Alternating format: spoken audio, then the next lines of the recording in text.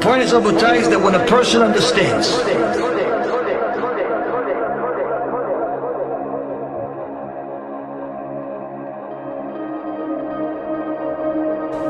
that all of what's happening in the world is messages from HaKadosh Baruch Hu, the tragedies, the difficulties, from Hashem, no one else. The Satan does not have any outside power from Hashem. Everything the Satan does has a signature, permission from HaKadosh Baruch Hu. When the Mashchit goes, when the Satan comes, he kills somebody, he doesn't kill him by himself. He has permission from Hashem. Anyone that thinks that the Satan somehow has power outside of Hashem, it's idol worship. HaKadosh Baruch Hu is the one signing off on everything. On everything, Abutai. So, when a person understands that a tragedy happened, that is a message from Hashem, this is supposed to motivate the person to change his conduct, to do tshuva, and appreciate the message, the tragedy, as a merciful statement, a merciful message from Borei Barach. You see that tragedy that happened so and so? You could have been part of it. It didn't happen to you. That means HaKadosh Baruch Hu is saying to you, it's getting close, but don't let it get too close. I'm asking you to do tshuva nicely. I'm asking you to do tshuva nicely. But when a person refuses to pay attention to the external cues from HaKadosh Baruch Hu, then HaKadosh Baruch Hu has to up the ante and increase the motivation. And that's why, Rabotai, the Rambam says that when a person does not pay attention to these messages, he's simply going to guarantee that he is going to have even more difficulties in his life. As it says in Kohelet, Ecclesiastes chapter 7 verse 12, and the living shall take it to heart. Anytime you see somebody died, especially if it's somebody close to you, it's supposed to scare you to death.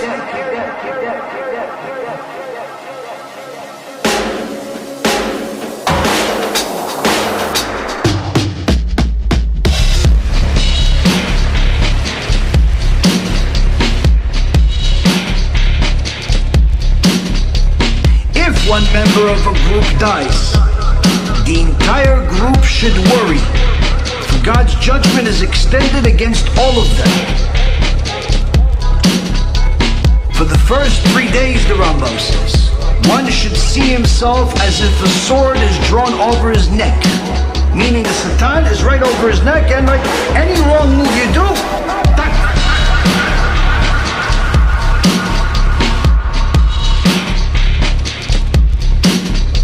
for the first 3 days, he should act as if the sword is drawn on his neck. From the 3rd day till the 7th day, he should consider it as if the sword is in the corner, meaning it's not on top of you, but he's still in the same room. And from that time onwards, meaning for that whole year, it's as if it's passing before him in the market.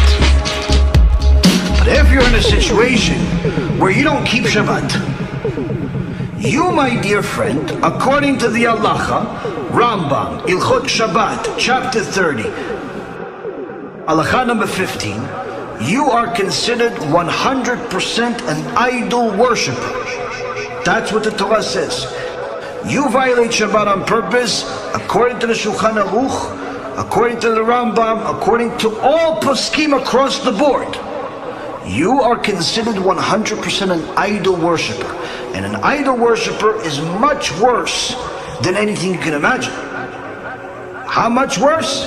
If you look at Achtov L'Yisrael, Sefer Achtov L'Yisrael, Perek Bet, the 2nd volume by Rav Ephraim.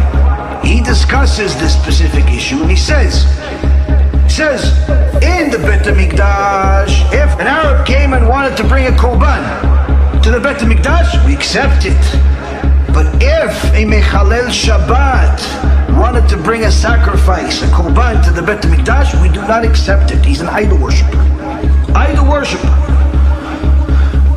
Even if a non-Jewish idol worshiper, Christian, comes to the Bet HaMikdash, wants to bring a korban, we accept it. A Jewish idol worshiper comes, we do not accept it. What? A Jewish idol worshiper is the worst thing in the world.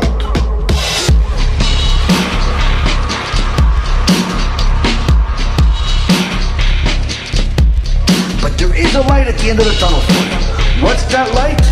If you have that much darkness in your path, that means that you're a very, very precious neshama, that a Kadosh Baruch Hu wants you to do tshuva more than the average person. But the Satan wants to keep you as a prisoner even more. And it's up to you to free yourself.